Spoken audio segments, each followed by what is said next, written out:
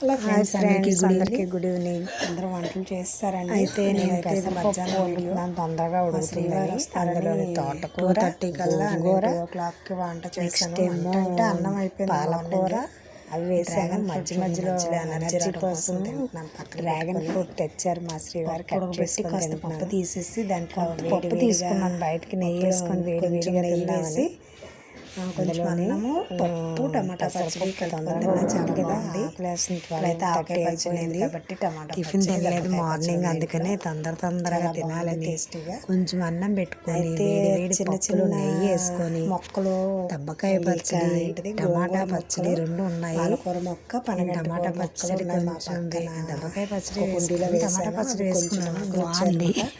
వాటిని తుంచుకొచ్చి ఎవరికైనా సరే పచ్చడి పప్పు నెయ్యి ఉంటే ఇంకేం గుర్తురావు కదా. అది కూడా వేడిగా తింటే ఇంకా ఆనందం మామూలుగా ఉండదు. నాకైతే వెంటనే ఆకలి తీరిపోయింది. ఆ తోటకూర పకోడీ మళ్ళీ కింద వేసిస్తాను. తాలింపు పెట్టాను, మధ్యాహ్నం చాలా బాగుంది.